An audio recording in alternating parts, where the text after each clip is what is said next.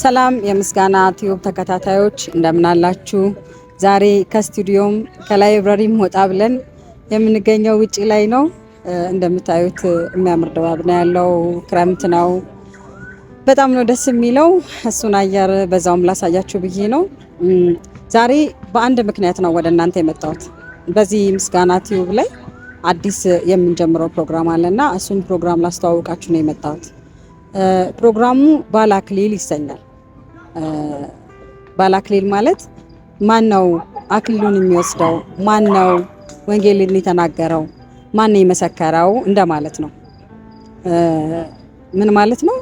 የተለያዩ ሰዎችን ወንጌልን እንዴት እንደሰሙ፣ ወንጌልን ከማን እንደሰሙ፣ በምን አይነት ሁኔታ ውስጥ ጌታን እንደተቀበሉ የአጫጭር ሰዓት ምስክርነት ምናልባትም 15 ወይም 20 ደቂቃ የሚሆን ማን እንደመሰከረላቸውና እንዴት ወደ ጌታ እንደመጡ ብቻ የሚናገሩበት ፕሮግራም ማለት ነው። እና በጣም የብዙ ታዋቂ ሰዎች፣ የብዙ ተጽዕኖ ፈጣሪዎች፣ ብዙ የዘማሪዎች፣ አገልጋዮች፣ ሰባኪዎች፣ ብዙ የምናውቃቸው ሰዎች በጣም አስደናቂ በሆነ መንገድ ወደ ጌታ መጥተዋልና ያንን ምስክርነት መስማት ደግሞ ይህንን ራሱ መስማት ለሌላ ሰው ደግሞ ራሱን የቻለ ምስክርነትና ሕይወት ነው ማለት ነውና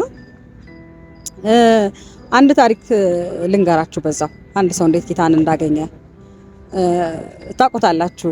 የምነግራችሁን ሰው ታሪክና ሰዎች እየተደባደቡ ውጪ ላይ ሮጦ ማምለጥ ስለነበረበት ግርግር ሲፈጠር ሳያስበው ሮጦ ወደ ቸርች ገባ እና አያቸው ምን እያደረጉ ነው ብሎ ገብቶ ቁጭ ብሎ ሰማ።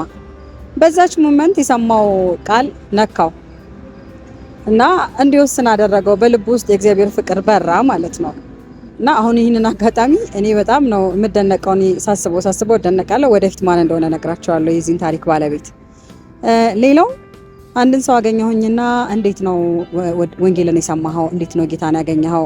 ሪሞት ኤሪያ ላይ ይኖር የነበረ ሰው ነውና እንዴት ግን እዛ ማህበረሰብ ላይ እዛ ቦታ እየኖርክ ስለው የምስራች ድምጽ የሚባል ድሮ አሁንም ያለ ይመስለኛል፣ ግን የምስራች ድምጽ የሚባል የወንጌል አገልግሎት በሬዲዮ የሚያሰራጩ ድሮ ቲቪም ሌላም ኤሌክትሮኒክስ ባልነበረበት ሰዓት ወንጌልን በሬዲዮ በሞገድ እንግዲህ ከተለያየ ቦታ ላይ ማለት ነው፣ በጣም ሩቅ ከሆነ ቦታ ላይ ወንጌል ይነገራል። የምስራች ድምጽ በሚባል ሬዲዮ እና በጊዜ ሂደት ድንገት ነው ሌላ ሞገድ እየፈለኩኝ አገኘሁትና መስማት ጀመርኩ። እስቲ ምንድነው የሚሉት እያልኩኝ መስማት ጀመርኩ። እለት መስማት ጀመርኩኝና ሱስ ሆነብኝ። በቃ እሱን ማዳመጥ ሰዓት እየጠበቅኩኝ አለኝ።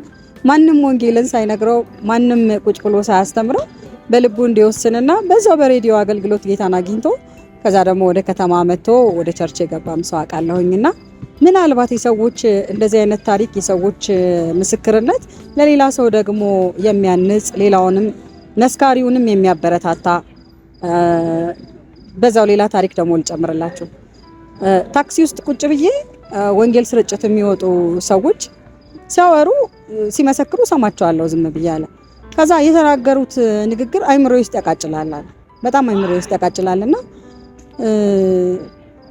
በደንብ ማሰብና የጠቀሱትን የመጽሐፍ ቅዱስ ክፍል ገብቼ መመርመር ጀመርኩኝ። ከዛ በኋላ መጽሐፍ ቅዱስ ማንበብ ጀመርኩኝ። ወደ ልቤ እግዚአብሔር ፍቅር መምጣት ጀመረ።